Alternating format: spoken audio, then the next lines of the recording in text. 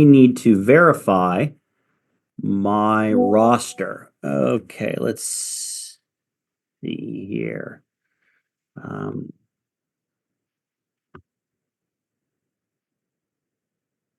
make sure everybody's here who needs to be here. All right, so Folicelli, Victoria, Ernesto, Rashmi, Farah. I don't see Yadiel. He was here last week. Masa's here. Is Dagmawi here? Yep, there he is. And Jessica's here. So we're just missing Yadiel, but I believe he was here last week. So, okay, we're good. I can submit my roster verification and get that done. Okay. Housekeeping finished. Now let's get into the good stuff here. All right. So again, just to kind of recap for everybody to kind of get everybody's brain because I know it's been about a week and we might be a little fuzzy. Last week we introduced the course, went through some of the course policies, how you were going to be graded and assessed, and all that kind of good stuff, and schedule the topics.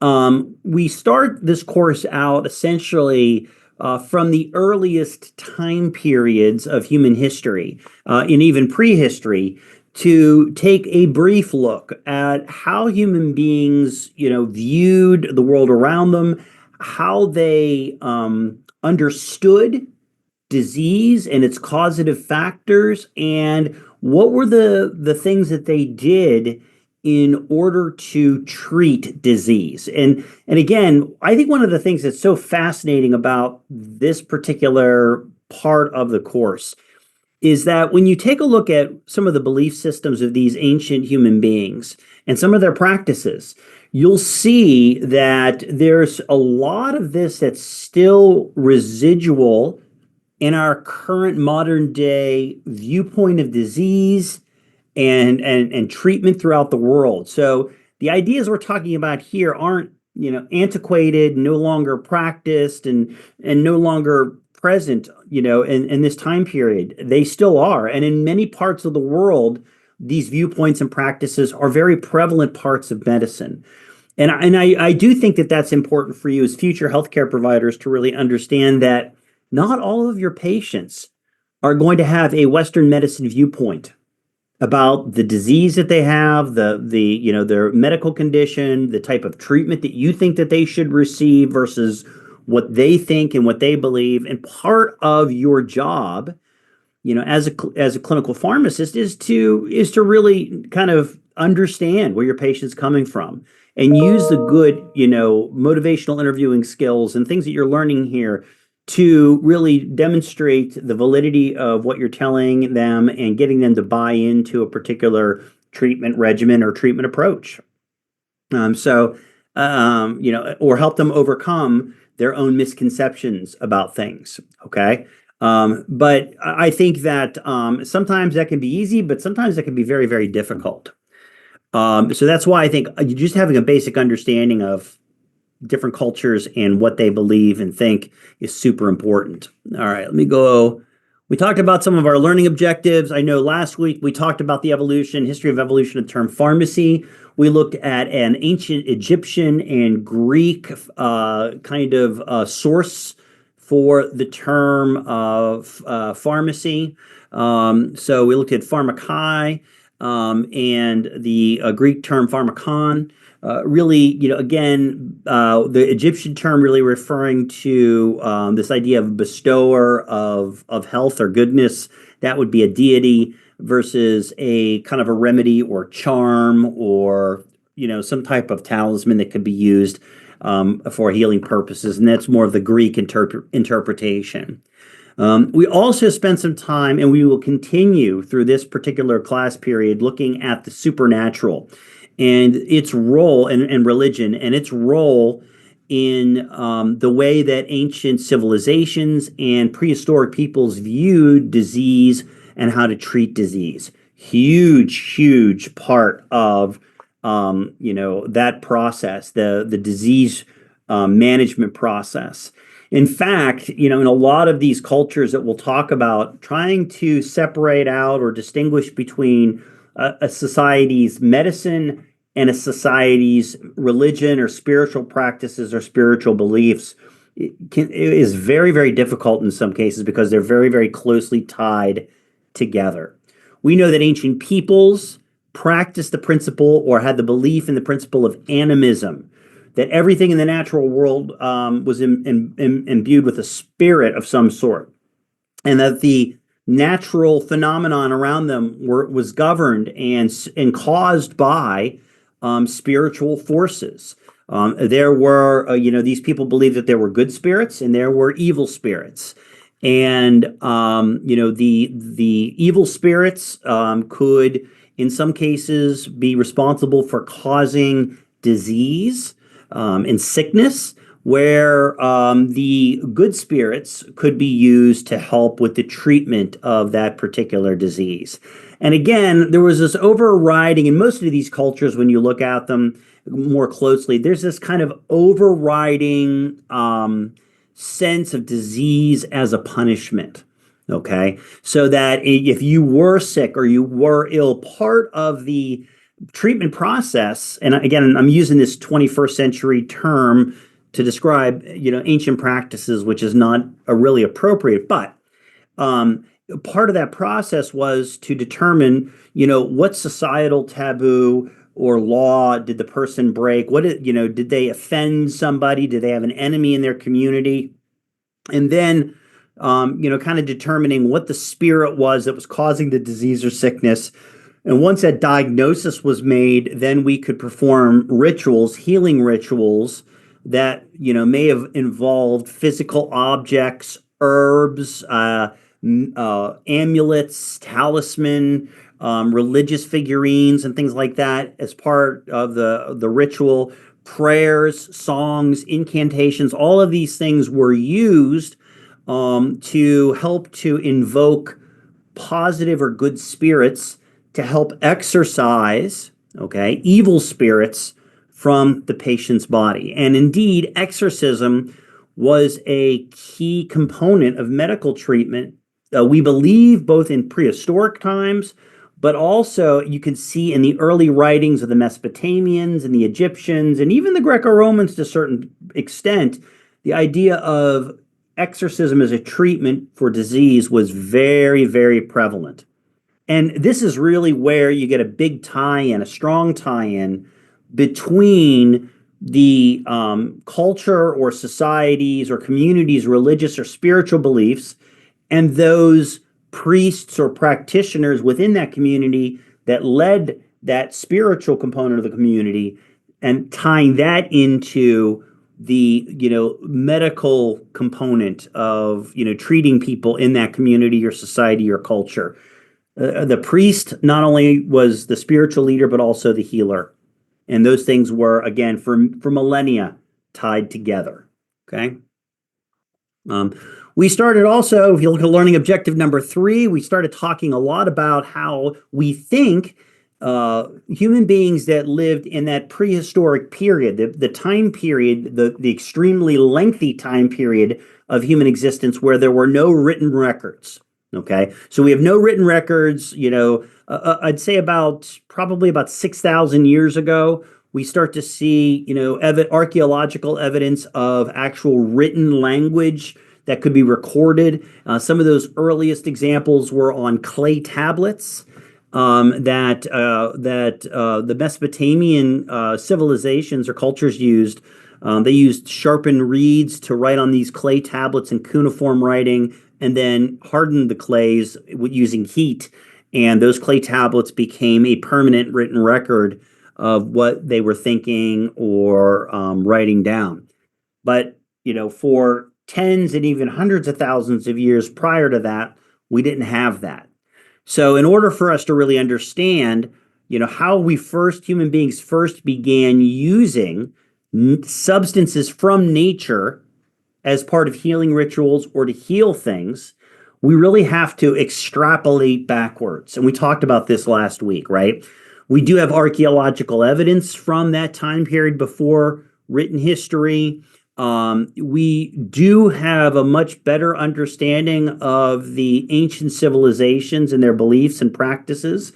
as we, discover more, make more archaeological discoveries and translate more ancient texts, our understanding continues to grow, and we can use that understanding to kind of back extrapolate and say, okay, if the ancient Mesopotamians were doing this, is it likely that prehistoric peoples did that as well too, or something like that to treat disease? Okay.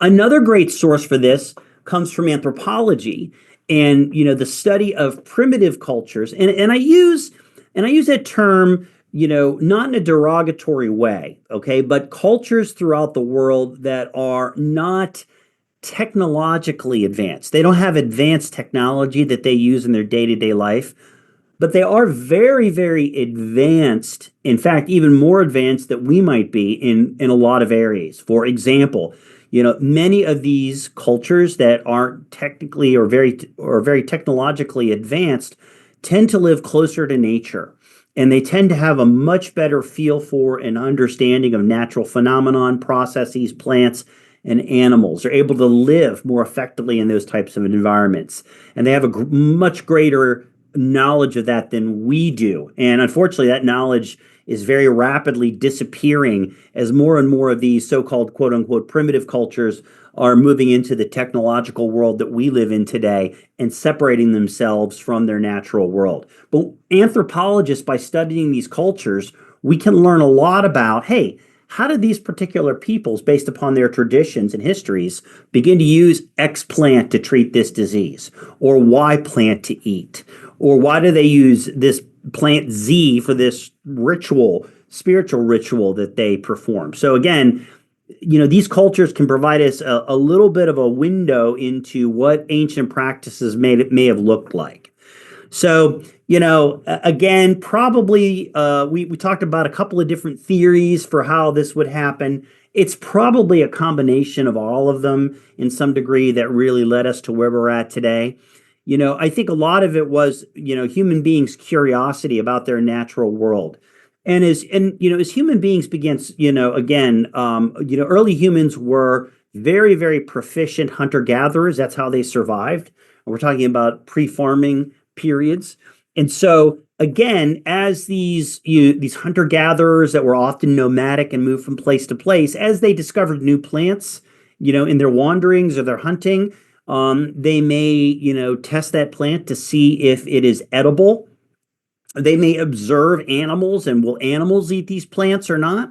Okay. I mean, if it's in the middle of the winter, right, and the vegetation is pretty bare in the area, and you come across a plant that is fully leaved, maybe it's an evergreen plant and it's got berries on it and it's not eaten, that's a pretty good indicator that if the animals aren't interested in it, it may not be necessarily a good thing for you to eat. It's a kind of a general rule of thumb. Okay.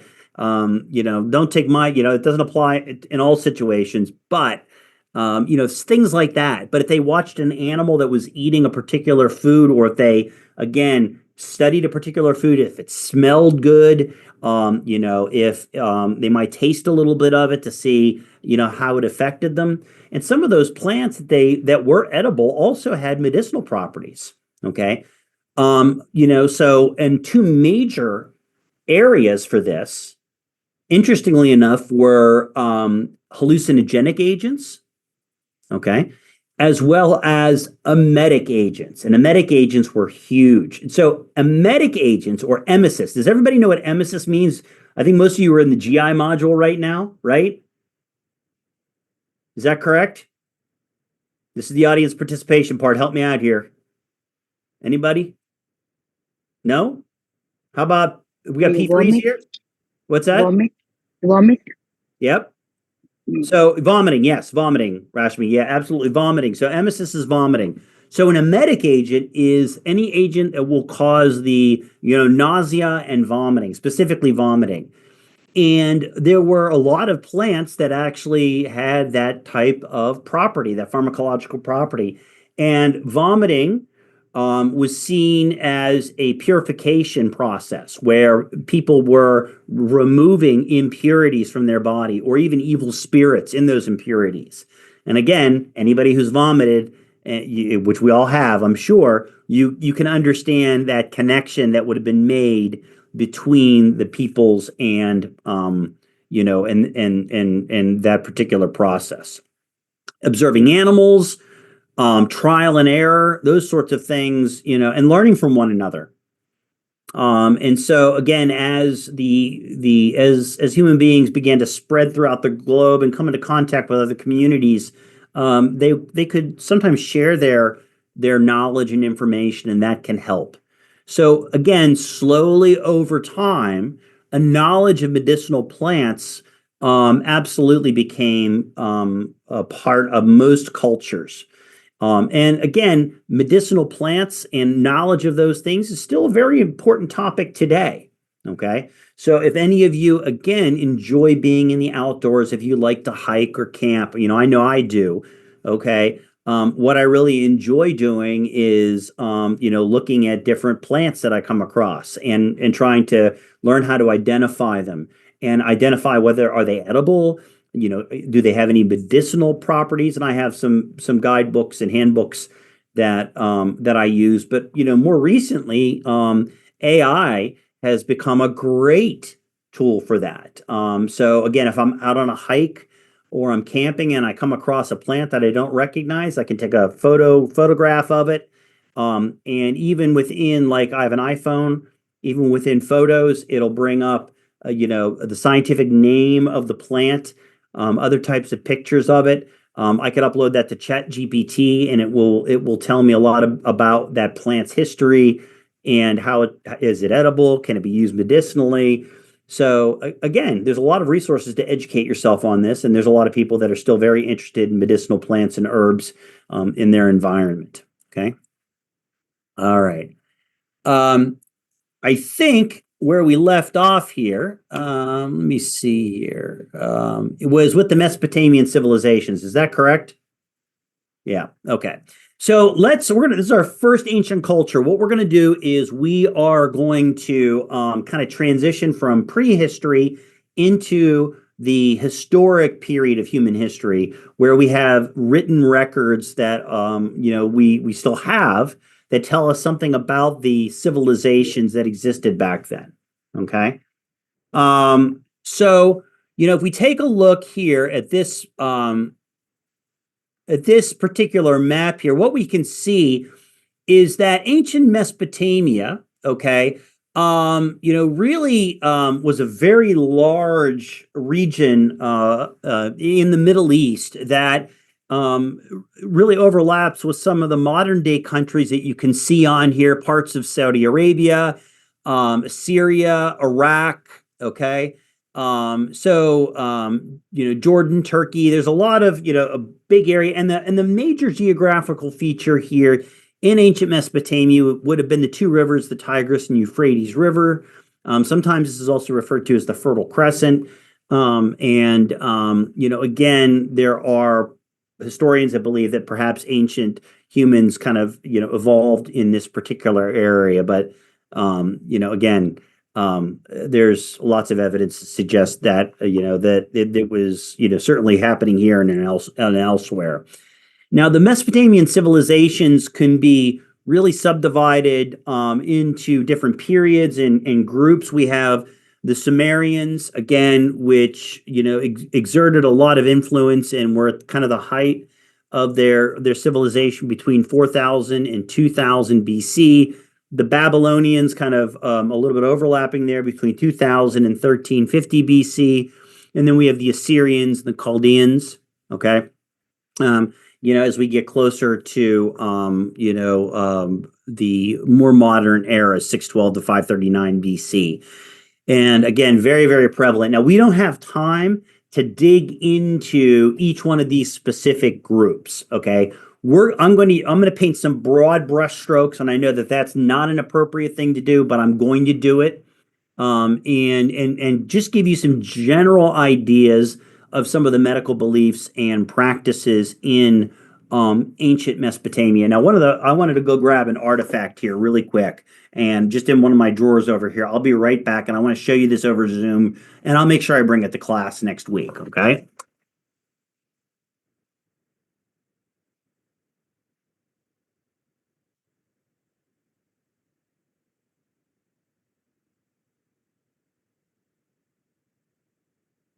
So this is a reproduction, and like I said, I'll pass this around so you guys can actually handle it in class next week if I don't drop it here. This is actually a reproduction. Can everybody see that? Okay. Yep, a reproduction. It looks kind of blurry on my screen there, but of an ancient Mesopotamian clay tablet. And again, when you look at it very closely, you can actually see the cuneiform writing on here. This was, again, a soft clay rectangle, and a sharpened reed was used as a stylus to, again, write different symbols and onto this clay tablet. And this actually contains medical information.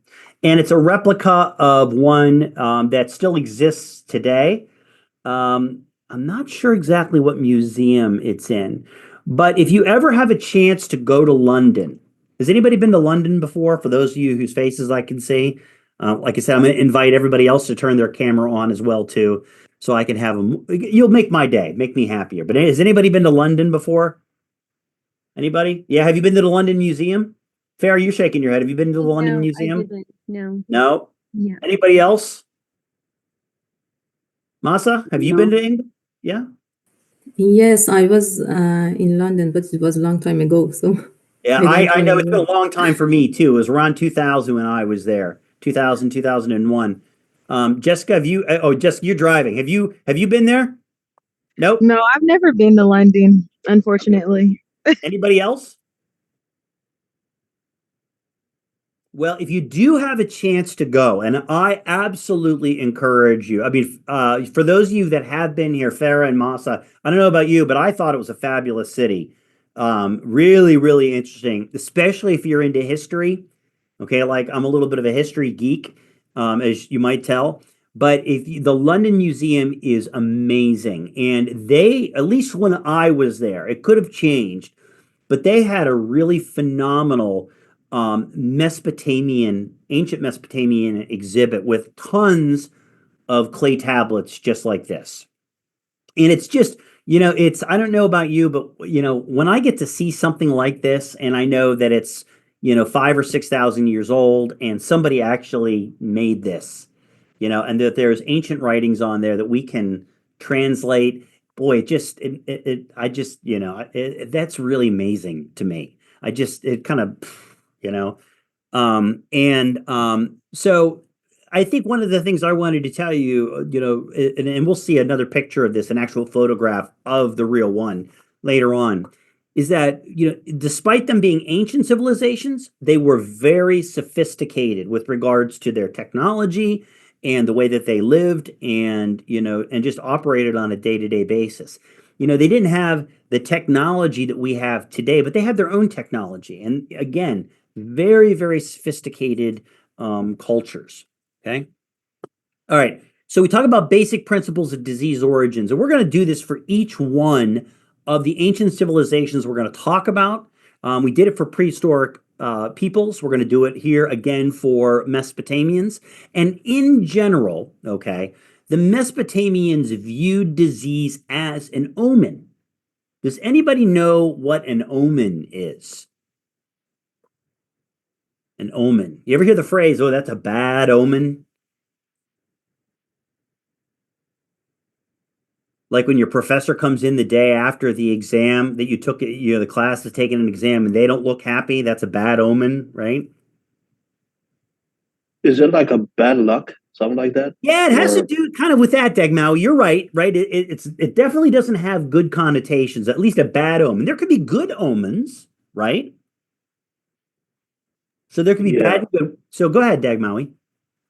yeah. No, I was just gonna say, maybe like a bad luck or like a. I mean, there is a movie about it. Yeah. Like it's called The Omen or something Yep. like that. So Classic 70s horror film, right? yeah, So an omen but is a sign or symbol that we can use to kind of foretell the future. And Dagmau, I think you were kind of referencing that, right? yeah, in a way, yeah, Yeah. So an omen is kind of something that foretells what's coming. Hopefully, it's a good. Omens can be good. That something good is going to happen, but they can also be bad. And again, this is still a major part of many cultures and religions. Illness was seen as a divine punishment. So super important. Okay. Illness was seen as a divine punishment in that, again, if you were sick, you were being punished by whatever deity that again, in this particular case, whatever Mesopotamian deity was involved in your sickness. And again, we still see that kind of play itself out over time periods. So today, even we have patients that believe that when they get sick, it's because they're being punished by a higher power for something they've done wrong. And so that's kind of embedded kind of in our DNA. And it's been around for thousands and thousands of years, and maybe even longer.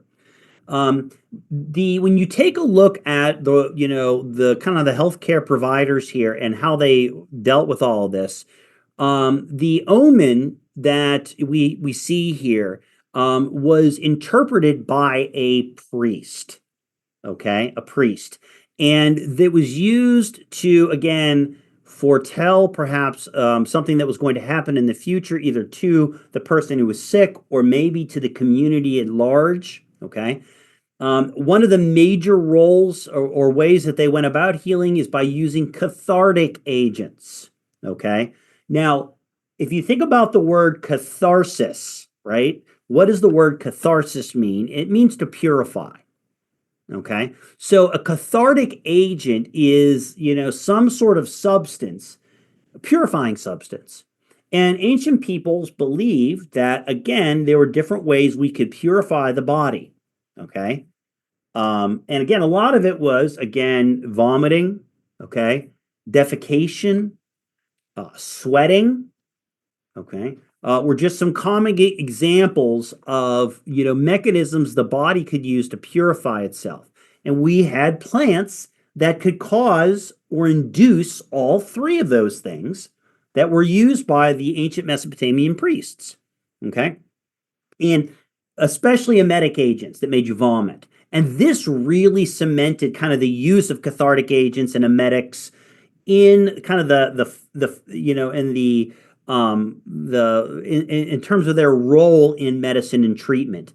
And in fact, if we go up, we look at U.S. pharmacopoeias, even up through the 20th century, a big part of the drugs that were listed in those early pharmacopoeias were emetic agents. They caused, when you took them, they caused the patient to vomit. Okay, so that was super important, and we'll see that over and over and over again here. Okay, all right. So one of the other things that we're going to do here for each one of the ancient civilizations is we are going to take a look at very, very high level their religion, okay, and the supernatural practices and beliefs that they had in their communities. Because again, this is how they explained the natural world around them, to include why disease occurred and also to rationalize how to treat disease. And so you'll see that these ancient civilizations had a very sophisticated religious system or religious beliefs and practices. Probably for most of us, okay, the ancient civilization in this regard that we're most familiar with is going to be ancient Rome or Greece. Okay, ancient Rome or Greece. We probably studied or read about Greek mythology, Roman mythology, as we've gone through kind of high school and college. All right. You may or may not know anything about Mesopotamian mythology, and so we're gonna just look at some major gods and goddesses here and what their role is in medicine. So, and again, I'm going to probably mispronounce these. So if you're fluent in ancient Mesopotamian or you have a good idea how to pronounce these, please feel free to correct me. The way I pronounce this particular deity that we see here and a lot of them have multiple names. Enki or Ea, and this is the Mesopotamian god of fresh water. And Ea, as I talk about here, is kind of like the deity involved in the creation mythology held by the ancient Mesopotamian civilizations. Okay. And again, if you are, Jewish or Christian, okay, I'm not sure about, I'm not as familiar with kind of Muslim ideas about creation, and how similar they might be to, Judeo-Christian beliefs. But you could see some echoes here of this. At least I do. So again, as the story, the Mesopotamians tell go, Ea, again, the god of fresh water and creation, took clay, wet dirt or clay, from around, the place where he dwelled, and formed human clay figures. And then by breathing onto those clay figures, gave life to them. Okay. And again, if you're familiar with Genesis, again, this is, there's definitely some similarities there in terms of some differences, but some overarching themes and similarities there. Oftentimes, these deities that were associated with creation, okay, or even agriculture and growth, or the birth of human beings, they were often associated with healing.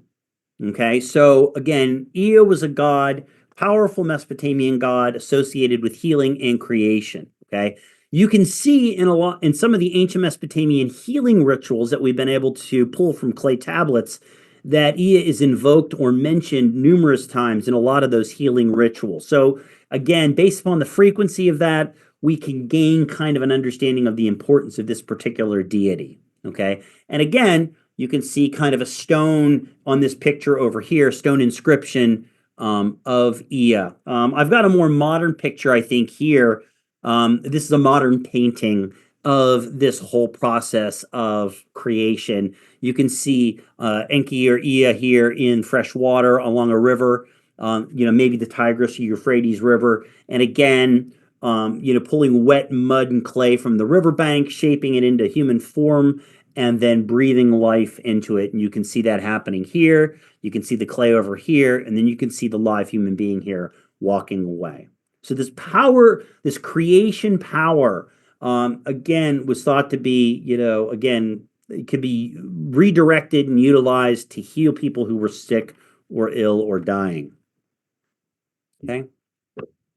Another very well-known Mesopotamian deity was Gula. Okay, so this was the goddess of healing, and she was also the patron goddess of Mesopotamian physicians. And this is something that you'll see very commonly in these ancient civilizations, whether we're talking about ancient Mesopotamia, ancient Egypt, ancient Greece, or Rome, that they often had patron deities, right? That kind of watched over, okay, a particular group of people. Okay. Now, again, as I mentioned to you last week, I'm a practicing Catholic, and so in Catholicism we have the saints. We have patron saints of travel, or patron saints of healing, or those sorts of things. So again, there's that kind of religious tradition that there are spiritual beings that are kind of watching over us in very specific ways and watching over very specific groups of people. Gula was known, you could see her referenced as kind of a great healer, okay? Also referred to as healer of the land and herb grower. And this is one of our first examples we see in this class of the connection between the ancient deities and, healing, and things like, regeneration or regrowth. So again, that, the cycle of the seasons and the regrowth of plants, and even with the moon, as the moon goes through its cycles and starts to shrink and then enlarge again, right? Again, all really tied very closely together with healing power. Okay. And we see, in a lot of the depictions, both the statues that exist and even depictions of Gula, we see her pictured with her kind of spiritual sacred animal, which is a dog. Okay. And as well as you'll often see her pictured in stars or around stars. So we kind of see this symbolism here associated with Gula. And in this picture here, this statue, you can see her sitting here on this throne, and her spiritual animal here, the dog, sitting next to her. Okay. And again, I don't know about you, but I'm a dog owner, and I think that dogs can be very, very healing for you, psychologically, emotionally. They're just great to have around. So if you ever have a chance, I can't recommend it enough. Here is another picture of Gula. Okay, this is again another ancient kind of figurine. This is an example of maybe something that could have been used in a healing ritual. This particular stone statuette here as kind of a talisman, or healing, something to kind of some object with healing power. And again, it's a little bit more difficult to make out the particular pictures, features here. But we see here is Gula again sitting on a throne. And again, you can picture, she's pictured here with stars and the moon. Okay. This looks like a scorpion of some sort. Okay. And it's kind of hard to make out what's over here. And again, a lot of this is very, very symbolic. And there's a lot of symbolism, some of which, again, I'm aware of and understand. Others I'm not, because again, I'm not an expert on ancient civilizations. Okay. But again, I think it's just interesting to take a look at how these deities were depicted and some of the types of ways that they were depicted. Okay. All right. Now we have another deity here in ancient Mesopotamia, Ninazu, the Lord Healer. Okay. So again, this particular deity, a Mesopotamian deity, was associated with the underworld. Okay, so where the dead would go, the spirits of the dead would go. And if we take a look at, especially on most, I know even in ancient Egyptian culture and ancient Greco-Roman culture, there were deities of the underworld. All right, you may be familiar with some of them, you may not be, but again, this is a very common theme that we see. Okay, Ninazu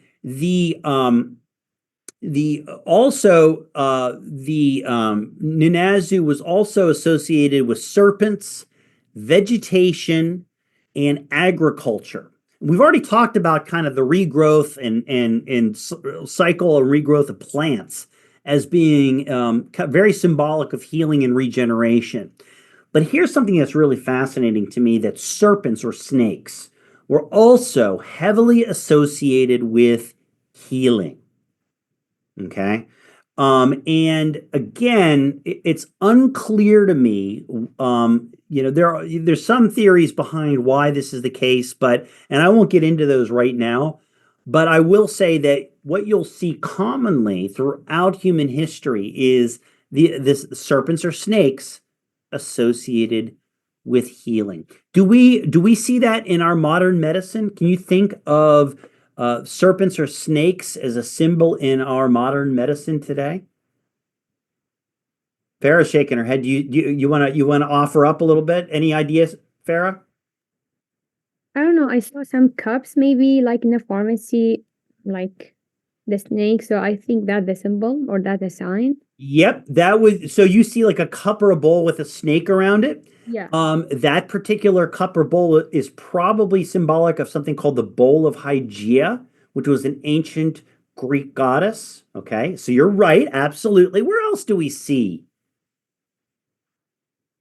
the symbol of the serpent or snake? We do see it. There's other symbols of it. Farah, you're absolutely right. That's a good one. You got the hard one. Ernesto? In the medical field. Yep, the medical caduceus, right? You have everybody's familiar with that. The medical caduceus, it's a staff with wings, right? And I think it's got two serpents that intertwine around it, right? So again, we trace that, and actually there's a funny story, okay, behind the United States symbol of medicine, the medical caduceus that we often see representing medicine. Okay, it's different from that used by peoples in the rest of the world. And the reason why it's different is because we messed up when we created it. Okay, there's a funny story about how we got some historic facts confused, and we ended up with this modern symbol of medicine that really, man, maybe it does kind of represent where we're at in modern age with medicine. I'll let you be the judge of that, but I'll tell you that story in a minute. Okay. Um, Again, Ninazu can also loosely be translated into water knower, guardians of the water, and of life. So again, healing deities that could be again invoked and utilized to help treat patients. We can kind of see here, and there's a piece of this particular stone carving here. And what we see here is, we see this figurine, okay, of Ninazu, and we kind of see here different representations of him. So this would be Ninazu over here, okay. And this, you can see this is Ninazu, okay, that is carrying this stick, three-pronged stick, which is called a trident, okay, which is often associated with water-based gods and deities. You can see here that Ninazu is standing on top of a lion, okay. And this, we think, this particular piece here is this is all over here. This is actually a stone seal that could be pressed into like a clay tablet to create an imprint that would, sort of serve as like a signature. But this particular piece, we believe, is it is housed in the British Museum, okay, in London. That's what I was talking about, the British Museum. And it's part of their Mesopotamian exhibit. And we think it may be illustrating a story out of the Sumerian period in mythology. Okay. So again, just an early depiction of Ninazu. Okay.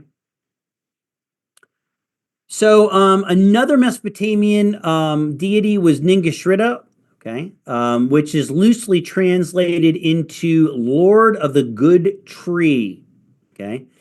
And so we have, oftentimes with these deities, we have a familial relationship here with, there's the deities that are part of the religious belief system of a culture.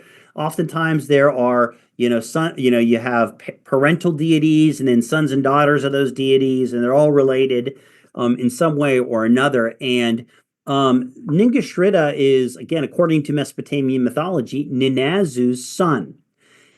He served multiple roles, okay, in the religious practices or beliefs of the Mesopotamians, but one of the major ones is that Ninazu served as a messenger to the gods and traveled between where the gods lived and into the underworld, okay, where his father, okay, Ninazu, was sometime found, all right?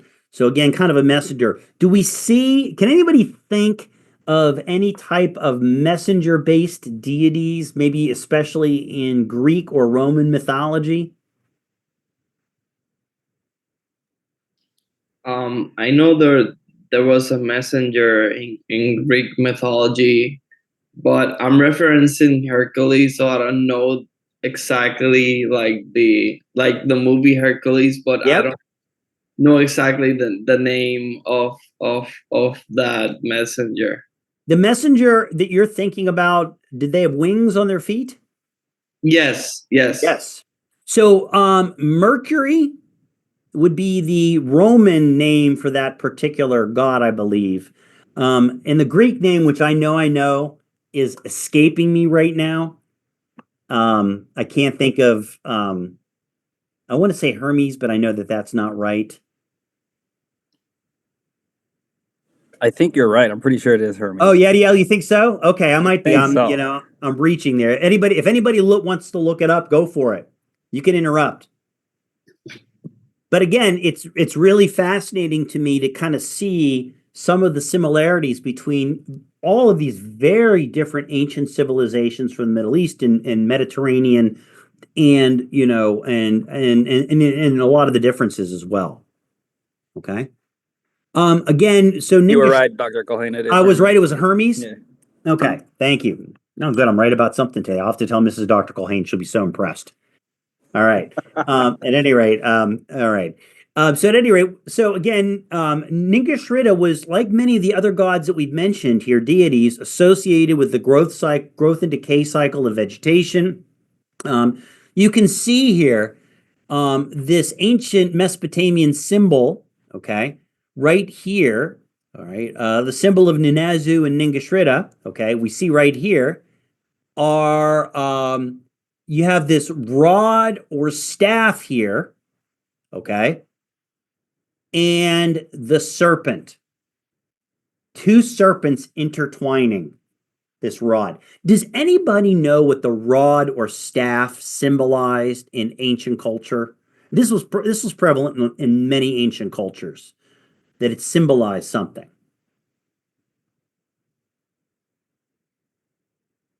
People that had a staff were thought to be this.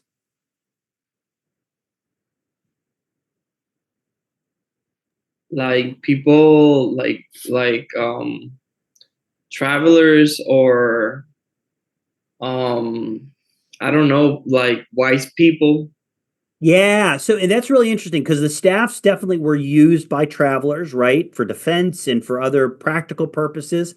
But when you take a look at people that had high stature in society, powerful people, kings, okay, often had a staff. So that was associated with wisdom and with power. Okay, so that's what that staff means in this symbol. And then the snakes again symbolizing healing. This middle symbol right here, okay, of the two snakes intertwining around a staff is actually the symbol of medicine in most parts of the world. Okay. Now, let's talk about the US medical caduceus. Okay. If you're not familiar with what that looks like, you can go on Google really quick and just, symbol for United States medicine. Okay. And so as the story as I know it goes, during World War One, okay, the United States Army was looking for a symbol for their medical corps. Okay, they were creating a some in the military and the Army is very famous for this. They have different badges and symbols for different things, and so again, they were kind of looking at different examples from around the world and what was used. And the person that was drawing this, okay, got the staff right and the serpents right. You'll see that in the U.S. medical caduceus, but the wings are not appropriate. And the actual staff that is depicted in the medical symbol in the United States is actually the staff of Mercury. Okay, the staff of Mercury. Now, Mercury was a messenger, okay, between the gods, often traveling between where the gods lived in the underworld. Mercury was also considered to be the deity of commerce, okay, in ancient Rome. So what we have here is a staff representing commerce and two serpents, right? Yeah, and I see Ernesto, I see you laughing a little bit. You get the irony here, right? Two serpents representing healing. And again, when we take a look at, unfortunately, our modern day medical system, it's very commerce based. It's about making money. Unfortunately, in a lot of cases, it's not. I mean, obviously, we want to be higher minded than that, and we want to care for our patients and take care of them. But commercialism and commerce has sort of taken over medicine in the last 100 years or so, at least in Western cultures. So I think there's some irony there. All right. Any questions about this? And hey, guys, if look, you're going to be bored to tears all semester if you sit here and listen to me talk for 2 hours every week. Okay. Seriously. So if you're curious about something or you have a question or you're just not sure, ask. Okay. If I know the answer, I don't know everything clearly about this topic, but if you're like, hey, Dr. Culhane, what about this? Or in my culture, or in my traditions, I've heard this. Yeah, let's hear about it. Let's talk about it because that's where we have some of the most, interesting conversations. Yeah, I have a question. Yeah, sure, Ernesto, go ahead. Why do snakes represent like healing? Like I have that question because I don't know, like maybe in my Christianity, snakes represent like something bad, but like why do it represents healing in like in different cultures or different, I don't know, like different or like cultures. Yeah, and that's a really good, I mean, that is the question, right? Because oftentimes it's so funny when we think about the serpent or the symbol of the serpent, right? And again, I'm really kind of focused in on kind of Judeo-Christian traditions, but I'm sure there are other traditions that have this as well too. And so for those of you that come from other faith backgrounds, if you can add to that, I would love to hear about it. But the serpent is often associated with evil, right? And kind of the downfall of humankind when you take a look at the Judeo-Christian Genesis narrative. All right. So it's always kind of surprised me that we see, the serpent as in ancient cultures as being associated with healing. One of the reasons we think that this is the case is because if you take a look at the snake as it grows, it sheds its skin and it regenerates its outer covering and outer skin as it grows. And again, for ancient peoples, this whole idea of regeneration and regrowth really, really powerful from a healing standpoint. Okay. I'm sure there are other theories to that, and that would be something interesting. Just look it up a little bit and see what you can find. I'm trying to if you give me a second, I want to go maybe to the Brightspace page and or the Canvas page and see. I've got a couple of articles there underneath ancient civilizations. Okay, do you guys see that in Canvas? I've got one that says medical symbols, caduceus, and the snake and staff symbolism. They're PDFs. Okay, again, you are not in any way, shape, or form required to read those. Okay, they're there for your enrichment. They're articles that I've read and used in the past, and I thought you might find them interesting. So again, it's a quick way of saying, hey, I'm kind of interested in this medical symbol thing. I'm going to just check this out really quick and kind of see what's going on. Most of them are not like in-depth, like doctoral level history articles and things like that, because again, there's so much background knowledge that you need to have to really kind of sift through those things, but they're more basic kind of distilled things. So check it out if you get a chance. Okay. All right.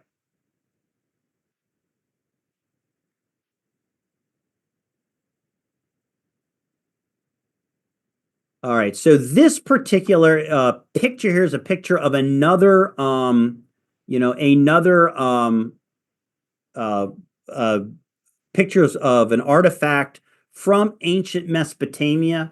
I don't know. I think that this is in the Louvre in Paris. And again, this is a kind of a saying. I don't know if this is inscripted on this, but to the god Ningishrida, his god Guria Insi, governor of Lagash, for the prolongation of his life, has dedicated this. So it's a dedication, but you can see here again. Okay. You can see Ningishrida, Ninazu. Okay.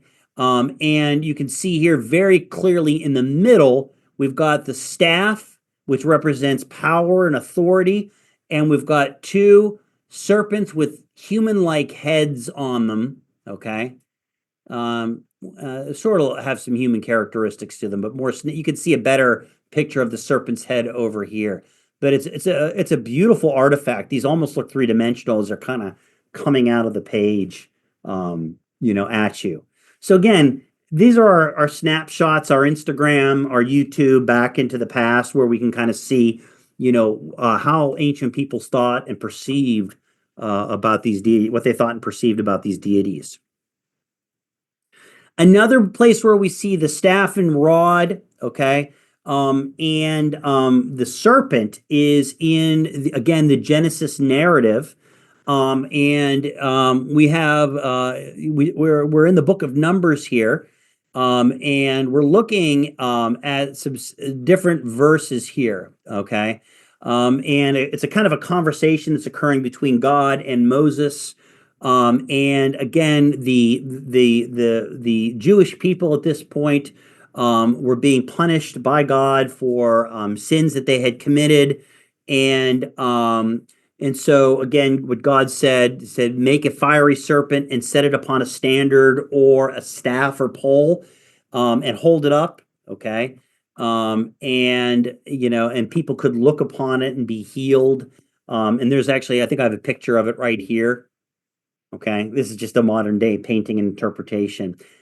Again, when I talk about these religious backgrounds, and I'm just, again, I'm focusing a lot on the Judeo-Christian background because that's what I'm familiar with. If you have, again, if you're from another faith tradition, okay, please don't hesitate to, kind of let us know, if this resonates with you, if you had a different, kind of viewpoint, or if there are different stories that are told in your faith tradition, that might differ from this or illustrate these same principles. Okay. But again, the bottom line is the staff and serpent, very powerful symbols of healing in the ancient world. Okay. So we talked about some good deities, and symbols that could be used for healing. Let's shift our focus here. Okay. Back to mythology, or the deities that were evil. Okay. And I am looking at the clock and I'm seeing that it's 3 o'clock. And I'm thinking that maybe it's a good time for a little bit of a break. Okay. So let's take like a 7 to 9 minute break here, maybe 10 minutes. Okay.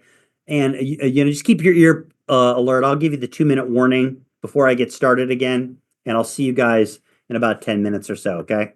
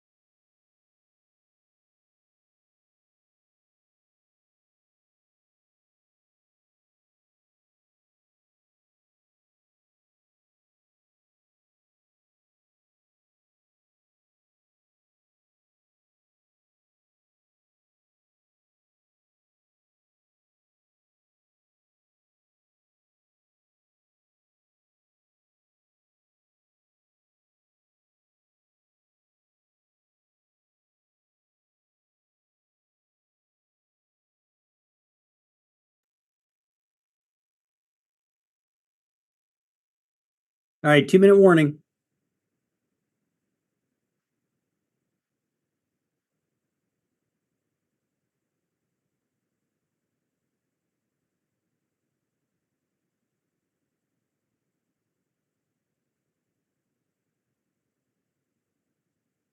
Well, look, is that your screenshot or is that you sitting in a classroom somewhere? Are you frozen maybe? You're scaring me. You haven't moved in like 15 minutes.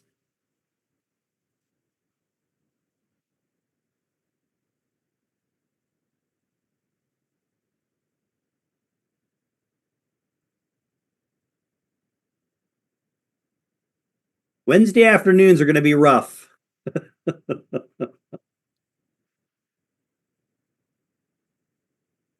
Nah.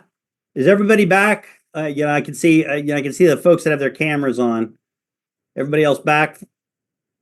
It's a picture. Yeah, it's a picture. We're back. Yes. You're back. Well, I'm Okay. back. We're back. All right. Deg Maui, you back? No. Yadiel? Never left. All right, man. Good. That's what I like to hear. All right. So we're gonna get started. And I saw Victoria's, your chat there. So, all right. Fola, are you back? Okay. We like your screenshot there. All right, good. All right. So so we're gonna get into some of the I think some of the more interesting things here when we talk about the deities of sickness, these evil spirits or deities that again were associated with again illness and sickness in these cultures. One of the things, again, if we take a look at this particular picture here, is a slide dedicated to the ancient Mesopotamian goddess Pazuzu. Okay.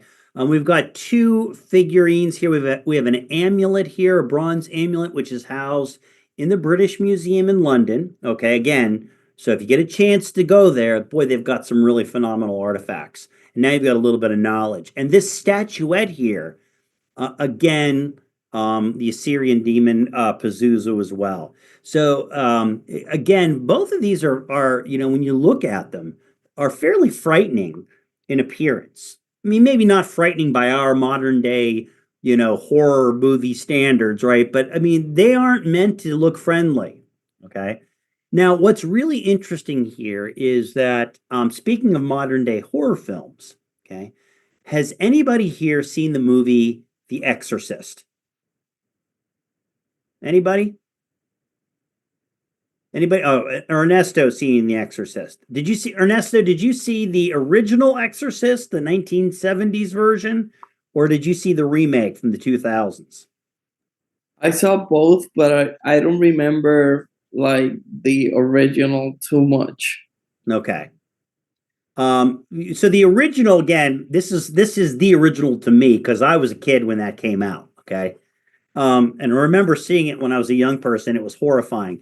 So if you aren't familiar with that particular storyline, it is about a young girl, probably, she's not a teenager yet, but probably somewhere between the age of 10 and 13, who becomes possessed in the movie. And the demon that possesses her is Pazuzu. So the writers of this story and the book it was based on actually did their research, and this particular demon possessed this little girl. Now the story revolves around a pair of Catholic priests who are called in to perform a exorcism ritual to expel the demon from this young girl. And it's a pretty, even the original, even today, kind of holds up. The special effects are a little cheesy. You'll see a picture of this little Linda Carter, I think was her. I'm trying to think. That might have been her name, the actress. Her head spins around. She vomits up this pea soup like, vomit at the priests. All the kind of revulsion to holy objects and prayer and incantation. It's really interesting. I mean, for me, as again, as a Catholic, really knowing that the church still does very frequently practices exorcisms in the United States. In fact, each diocese has a priest who's assigned the role as an exorcism. They get special training for this. And many of them have started to come forward on social media. They get interviewed on YouTube or their different podcasts, and they talk about their experiences doing these exorcisms. And it kind of makes the hair on the back of your neck stand up. It is again a pretty interesting. I'll just say that. Some of the things that they have to say. But what I find fascinating again is that this, again, in popular culture, we have an example of this Mesopotamian deity of sickness, again being present. And again, exorcisms, then Mesopotamian exorcism rituals being utilized, and even today being utilized. And I've watched several interviews with Catholic priests that do exorcisms regularly. They don't necessarily mention this particular demon or deity. I don't know if this is something that they come across in their work, but it's just really interesting to me to see that. Definitely don't want to have anything to do with Pazuzu. Don't want to come across Pazuzu in a dark alley. So I'm good there. Let's move on. All right. Okay. So, when we talk about, speaking of exorcisms, we're talking, everyone I think is familiar with that term, probably familiar with, there's been a lot of movies in popular culture today depicting, exorcisms or demonic possession and things like that. Essentially, exorcism rituals involves expulsion of demons or evil spirits from a body. And again, the ancient peoples believed that it was these evil spirits and demons that caused disease. Most exorcism rituals, when you look at them, and a lot of them are spelled out and written down in these ancient languages and in some of these early records, they typically, characteristically involve, ritualistic singing, prayers, incantations, amulets, talismans. So these are, again, physical objects that could be used, okay, to expel the demon. And again, oral and manual rites, right? We talked about these different types of rites: oral rites involving, again, singing, chanting, praying. Then we have the manual rites, which would include the physical objects that you might use, sleight of hand, and things like that. And again, when you compare that to modern day exorcisms, again, what I'm familiar with, and they're still performed in many cultures and in many religions. But, again, when you look at Catholic exorcisms, you see a lot of these principles, again, grounded in that Judeo-Christian kind of background. But you've got prayers, again, that are said to God. You've got these, again, what the ancient Mesopotamians would have referred to as talisman or amulets. You've got the cross or crucifix. You've got holy water. You've got, scriptures and things like that are read and shown physically that, again, will repulse the demons and expel them from the body. Okay.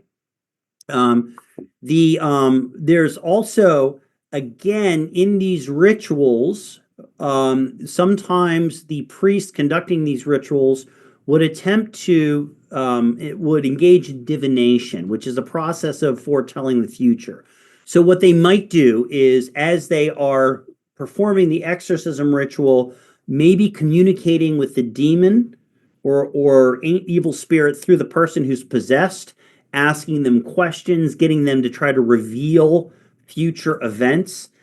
Again, that's, when you look at, modern day exorcism practices, especially in the church, that is not necessarily recommended, communicating at all, and divination. But again, it was something that might have been done by ancient Mesopotamian priests. And then there was the medical treatment component of it. And this is really where we start to see the introduction of plants and other animal substances that were used in these exorcism/healing rituals. Okay. A lot of times a medic agent would be given to the afflicted. They would vomit, which would again symbolize, or not even symbolize, but from the eyes of the priest, would be a purification process that was going on. Okay. I think I may have mentioned to you last week, one of the common practices you see written about in ancient Mesopotamia is that they would take human or animal excrement, fecal matter, and again, spread it throughout all over the patient's body. Again, that was done to make the body so repulsive to the demon or evil deity that they would want to leave. And it also induced an emetic response in the patient as well, too. Okay. Again, not only in ancient Mesopotamia, but we also say, I mentioned that demonic possession, exorcisms were a major part of the Judeo-Christian narrative. We see this here. This is a passage from the Gospel of Mark that talks about the possessed man. Okay. Again, Jesus, you'll see in many of the gospel narratives, would perform, and the disciples that followed him would perform exorcism rituals. So again, even the ancient Christian Judeo tradition, we see this as, associated with that. And not only, again, Jesus being the major figure there, not only was being depicted as an exorcist, but also a physical healer of disease as well. So again, we see those things tied together through a lot of these ancient cultures and civilizations. Okay. Now, in terms of medical practitioners in ancient Mesopotamia, we've got the Baru, who was also referred to as the seer priest. Okay. This would be the priest that would be responsible for divination. So during the exorcism ritual, were there any, omens or manifestations that occurred that the priest could interpret to help foresee the future? Was there something that the demon or deity told them during the exorcism ritual through the patient that they could use to foretell the future? Divination was a major practice in a lot of these ancient cultures because if you think about it, folks, right? The way these people lived, they lived from day to day.